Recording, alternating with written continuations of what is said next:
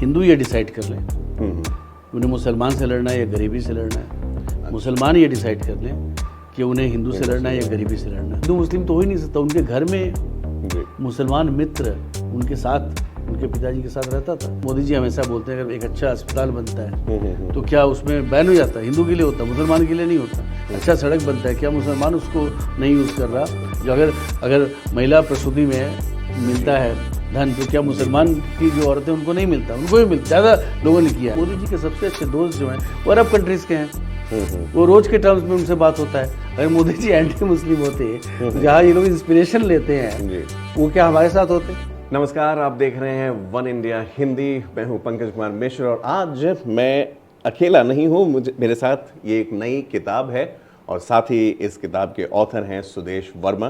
किताब के लेखक जिनकी ये दूसरी किताब है नरेंद्र मोदी पर। इन्होंने किताब लिखी है transforming India, game changer in action.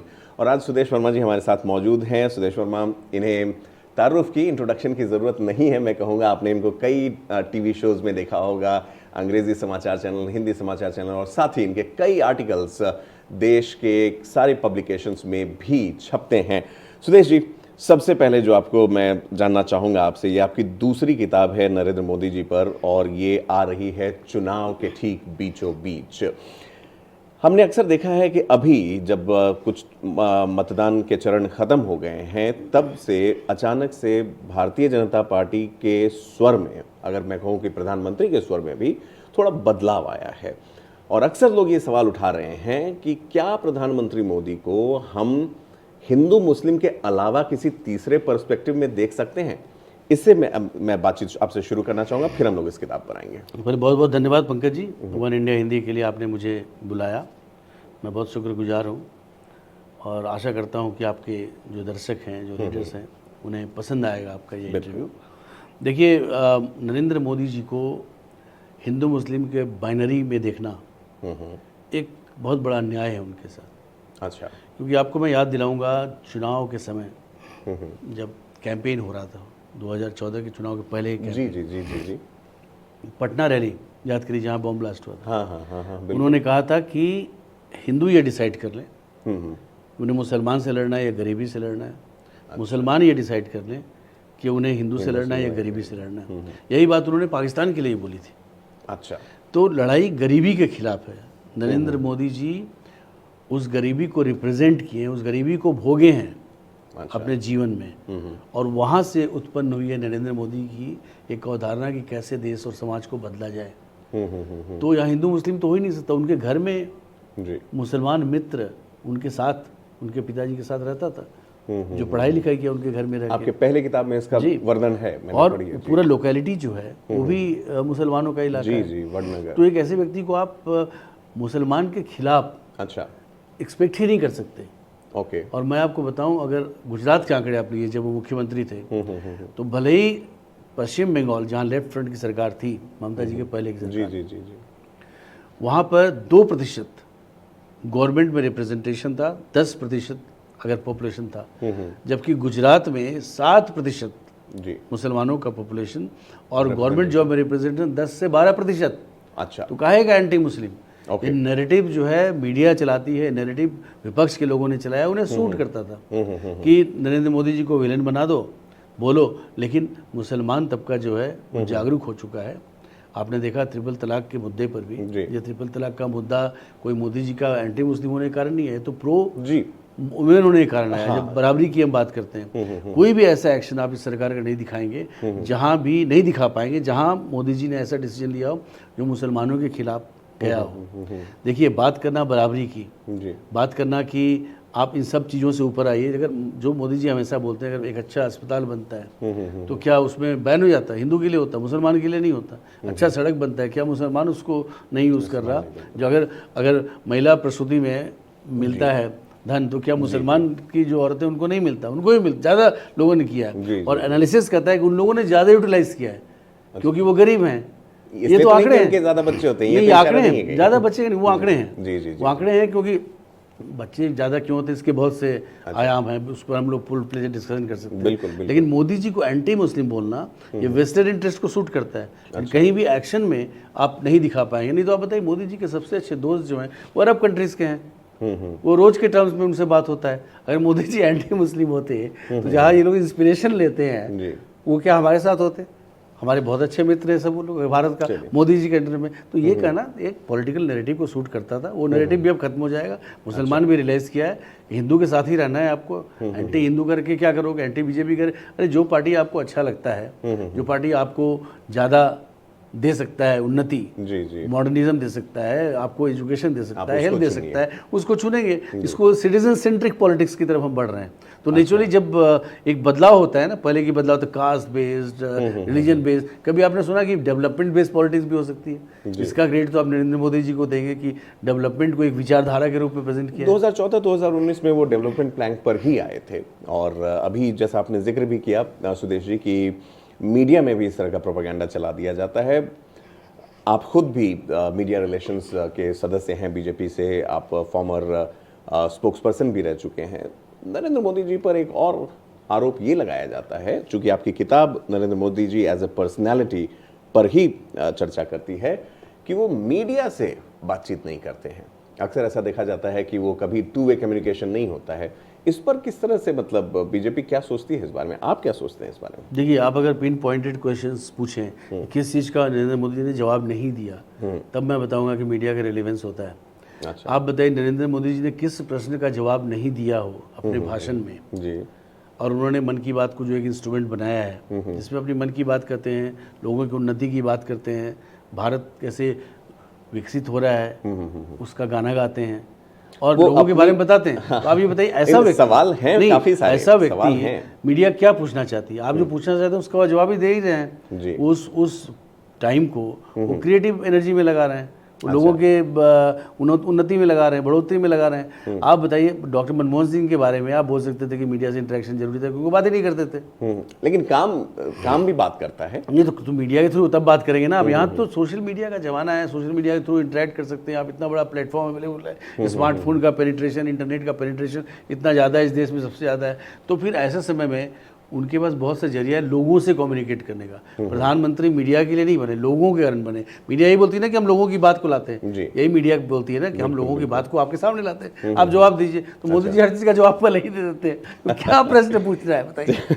देखिए, सवाल बहुत सारे हैं। और ऐसा नहीं है, इंटरनेशनल लेवल में भी, नेशनल लेवल में मीडिया से इंटरेक्शन जब भी हुआ है तो आपको पता है कि प्रधानमंत्री हो चाहे प्रेसिडेंट हो, बाहर के लोग आते हैं तो स्ट्रक्चर्ड क्वेश्चन ही होता है। ये कोई मोदी जी के लिए नहीं है, सभी के लिए जो होता रहा है। इसमें कोई बुरा मानने वाली बात नहीं है। नहीं, इसमें बुरा मानने वाली बात बिल्कुल नहीं है सुदेश जी। और जो आपकी किताब है, मैंने आपकी पहली किताब पढ़ी है और जिसमें आपने नरेंद्र मोदी के बचपन और हिम बिकमिंग द पॉलिटिशियन, उसका जो आपने वर्णन किया है, यहाँ पर इस किताब में आपने एसिमिलेटिंग नॉर्थ ईस्ट पर भी आपने एक 7 से 8 पेज का एक चैप्टर है जहाँ पर पूर्वोत्तर राज्यों की बात हो रही है। पूर्वोत्तर राज्य की बात करते ही मणिपुर का भी जिक्र आता है और वहाँ काफ़ी सवाल उठाए गए। जो आपने सवालों का कहा कि क्या सवाल हैं, नरेंद्र मोदी जी वहाँ गए नहीं, राहुल गांधी वहाँ गए और उस पर भी फिर से राजनीति हुई। कैसे लगता है मणिपुर को क्या बेहतर हैंडल किया जा सकता है? देखिए, जब कॉन्फ्लिक्ट होता है कहीं भी, आपको पता है नॉर्थ ईस्ट सेंसिटिव एरियाज हैं। बिल्कुल है। और नॉर्थ ईस्ट के बारे में जितना विकास का कार्य इस सरकार ने किया है, ये स्टैटिस्टिक्स है, पूरा बेस्ड है। डे 1 से 2014 में मुझे लगता है उन्होंने सबसे पहले नॉर्थ ईस्ट पर ही काम करना शुरू किया था। जितने भी हैं नॉर्थ ईस्ट के स्टेट्स, सब पर विकास का कार्य हुआ है। रोड बने हैं, ब्रिजेस बने हैं, टनल्स बने हैं, इंफ्रास्ट्रक्चर के, पावर सेक्टर के लगे हैं। सारे मिनिस्ट्री के लोग जाते थे और वहाँ करते थे क्या लगाया है जिस मिनिस्ट्री से नॉर्थ ईस्ट का विकास हो। एक एबरेशन रहा, मणिपुर में एक कॉन्फ्लिक्ट हुआ, एथनिक कॉन्फ्लिक्ट जिसको आप बोल सकते हैं। इस एथनिक कॉन्फ्लिक्ट में किसी भी नेता का जाकर अगर आप राजनीतिक रोटी सेकने का प्रयास करेंगे तो आप देश के लिए अच्छा नहीं कर रहे हैं। आप बताइए, कौन रिस्पॉन्सिबल अगर कोई कॉन्फ्लिक्ट कहीं हो जाता है? गृह मंत्री रिस्पॉन्सिबल है जी। आप देखिए कितनी बार गृह मंत्री गए हैं मणिपुर, कितनी बार वहाँ से बात की, कितनी बार जो मिनिस्टर ऑफ स्टेट होम है वो गए। सरकार तो सरकार है ना, मोदी जी जाएं चाहे मोदी जी के नुमाइंदे जाएं जी, ठीक है, बात तो सरकार की है। और देखिए, मणिपुर में पीस लौटा है, लेकिन ये लोग जो किए हैं इन्हें जनता माफ़ नहीं करेगी। आप देखिएगा नतीजों में भी आपको दिखेगा कि लोगों को पता है कि कौन क्या कर रहा है। जो वहाँ के लोग हैं उन्हें पता है। जब दो बड़ा ग्रुप एथनिक कॉन्फ्लिक्ट का शिकार है और बहुत सालों से आज से नहीं है, तो उसमें क्या मरहम लगाने की ज़रूरत है? आप बात करिए हम लोगों ने किस तरह से इंसर्जेंसी पर कंट्रोल किया है, चाहे वो बोडो का हो, चाहे वो नागा इंसर्जेंसी का हो, चाहे बाकी जगह आप देखिए नॉर्थ ईस्ट में, ये तो किसने रिजॉल्व नहीं किया। इतना पुराना सेंचुरी का हम लोगों ने रिजॉल्व करने का प्रयास किया। तो नॉर्थ ईस्ट को एक देश में कैसे इंटीग्रेट किया जाए, नॉर्थ ईस्ट को कैसे इकोनॉमिक पावर बनाया जाए, क्योंकि नॉर्थ ईस्ट एक साउथ ईस्ट एशिया जो कि एक इकोनॉमिक पावर हाउस है, आसियान कंट्रीज आपको पता होगा, one of the highest growth grouping है। सार्क इमर्ज नहीं कर पाया, आसियान इमर्ज किया। आसियान से सबसे नज़दीक नॉर्थ ईस्ट है। नॉर्थ ईस्ट से अगर हम कॉरिडोर बनाते हैं, वहाँ रोड नेटवर्क बनाते हैं, तो नॉर्थ ईस्ट का विकास हो, यही प्रयास हो रहा है कि हम कर रहे हैं इस चीज़ को। चलिए, मैं समझ रहा हूँ आप बात को जिधर विकास की ओर ले जा रहे हैं, तो बिल्कुल एक तरीके से एक सक्षम, मैं कहूँगा प्रवक्ता के तौर पर आप बीजेपी को का मत रख रहे हैं।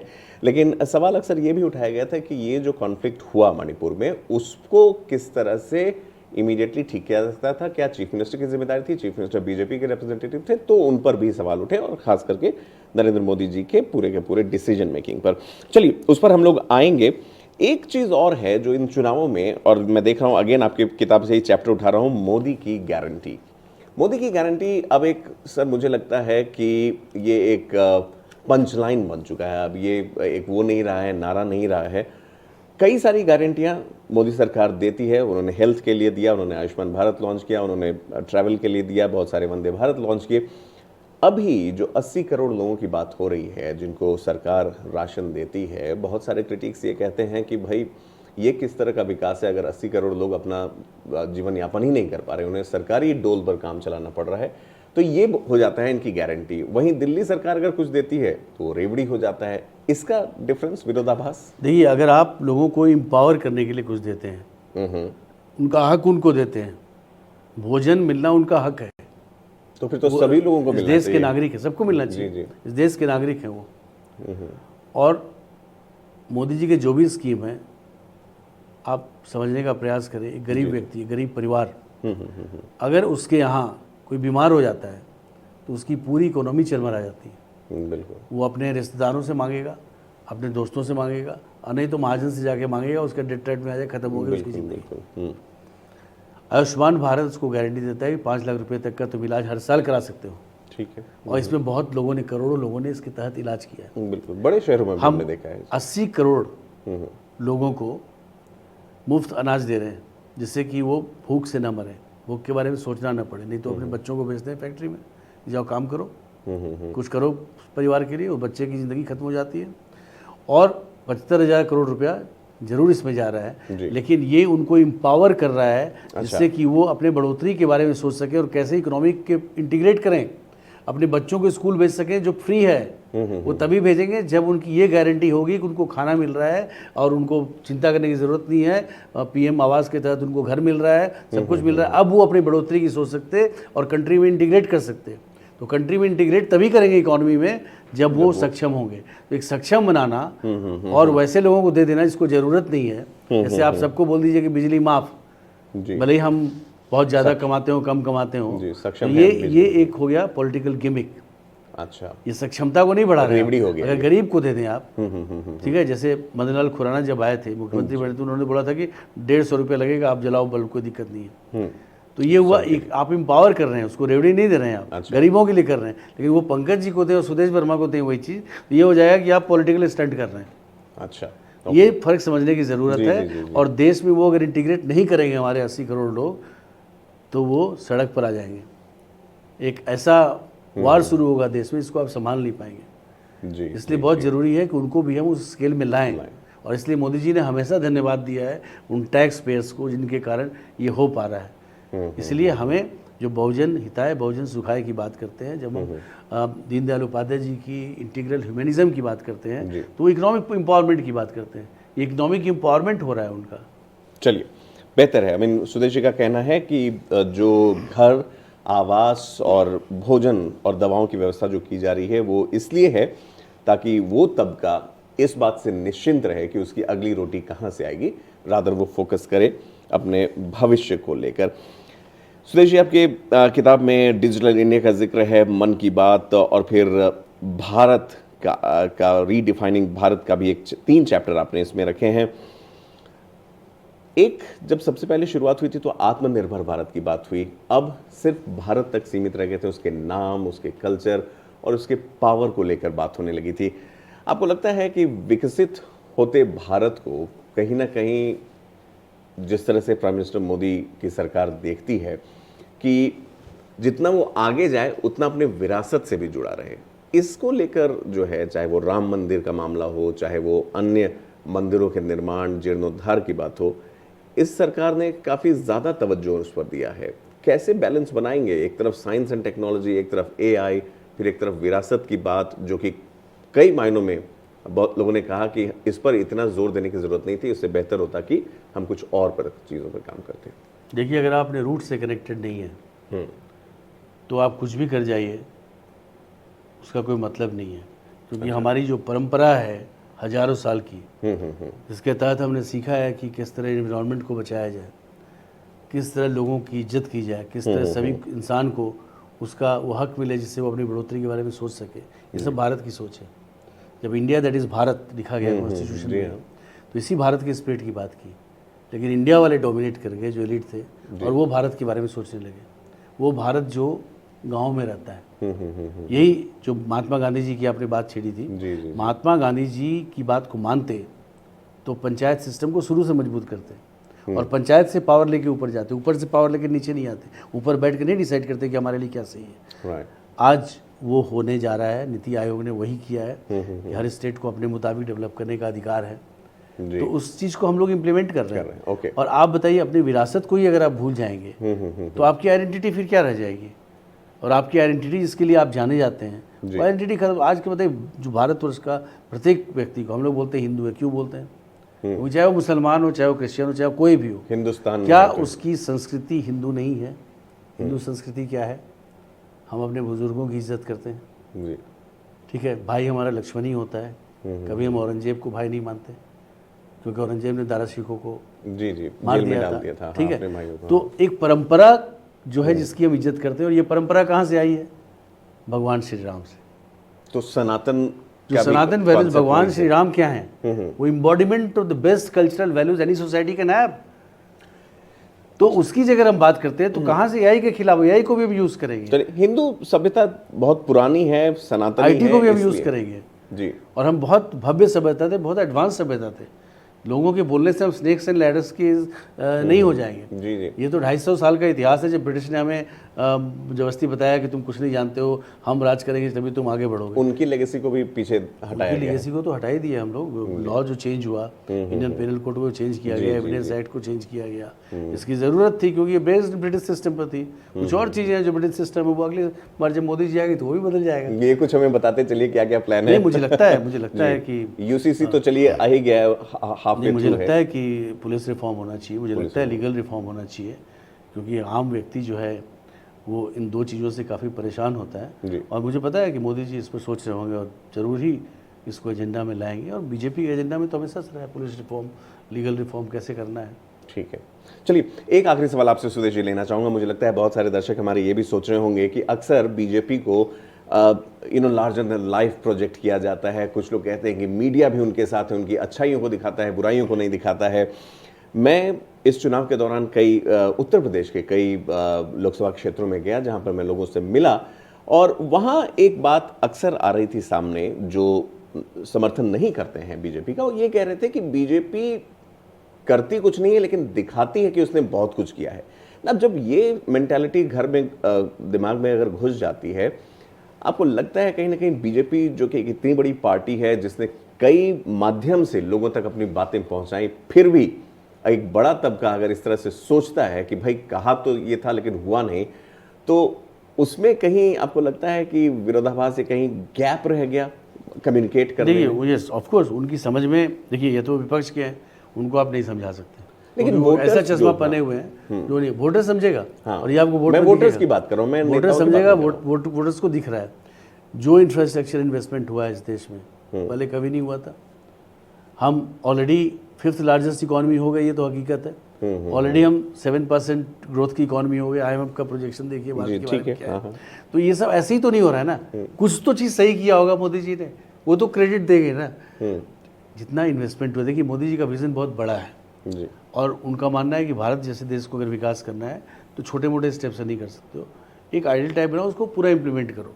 और उसी चीज़ को जैसे मैं बता रहा हूँ, अगर सारे विलेजेस इलेक्ट्रीफाइड हो गए, सारे ट्रेन इलेक्ट्रीफाइड हो गए, जी जी, कल से जल पहुंच रहा है, नल कल से जल पहुंच रहा है हर जगह पर, तो ये सब ऐसे ही तो नहीं हुआ ना। जो आज रोड यूज़ कर रहे हैं उसको आप देखिए, अगर आप गाड़ी चलाते होंगे आप देखिए, क्या आपको वही रोड दिख रहे हैं? क्या आपको विकास नज़र नहीं आ रहा है? क्या आपको दिख नहीं रहा कि फार्मर्स के भी जो एम्पावरमेंट जो भी बढ़े हैं उनको भी अच्छा रेट मिल रहा है? हर जगह बढ़ोतरी है, ठीक है, गैप हो सकता है कि हमने 100 प्रॉमिस किया हो, 100 नहीं हो सकता, आप बोल सकते नहीं आपने 90 ही दिया, 10 नहीं, ये क्रिटिसिज्म आपका वैलिड होगा तो हम मानेंगे, ठीक है, उसको भी कर लेंगे अगली बार। लेकिन आप बोलिए कि नहीं आप बिल्कुल नहीं कर पाए हैं, हमें लगता है कि आप अपोजिशन का चश्मा पहने हुए हैं और इसको उतार फेंकना जरूरी है। चलिए, एक क्रिटिकल व्यू रखना चुनावों के दौरान बहुत जरूरी हो जाता है सुदेश जी, और खासकर आप नहीं, मैं आपको नहीं बोल रहा, मैं भी जनता के लिए ही बात कर रहा हूँ। आपने किसानों की बात की, मैं भी बागपत के किसानों से जब मिला, खेत में वो काम कर रहे थे, तब भी उन्होंने कहा कि देखिए जी महंगाई बढ़ गई है, हमें अब दाम तो चलिए एमएसपी की बात अलग ही हो जाती है, लेकिन उन्होंने कहा कि और भी सुविधाएं और भी थोड़ा इस पर काम होना चाहिए था, सरकार से उनकी उम्मीदें जो थी। चलिए सुदेश जी, बहुत बहुत आपको बधाई इस किताब के लिए। मैं कहूँगा transforming India, game changer in action, ये नरेंद्र मोदी जी पर इनकी, सुदेश वर्मा की दूसरी किताब है। मैं आपको कहूँगा कि आप पहली और दूसरी एक साथ पढ़ें, मैंने पहली पढ़ी है एंड आई एम ईगरली वेटिंग कि मैं इस किताब को भी पढ़ूँ और समझूँ एक तरीके से। अक्सर सुदेश जी ने कहा है कि प्रधानमंत्री मोदी जिस तरह का एक रुतबा भी रखते हैं और साथ ही साथ जो उनकी सोच है वो कहीं ना कहीं ग्रास रूट लेवल को ज़्यादा इम्पैक्ट करती है। सुदेश जी बहुत बहुत धन्यवाद। हम उम्मीद करते हैं कि किताब आपकी ज़्यादा से ज़्यादा लोगों तक जाए और आप भी हमसे बातचीत करने के लिए हमारे स्टूडियो में आए, इसके लिए बहुत बहुत धन्यवाद। Thank you.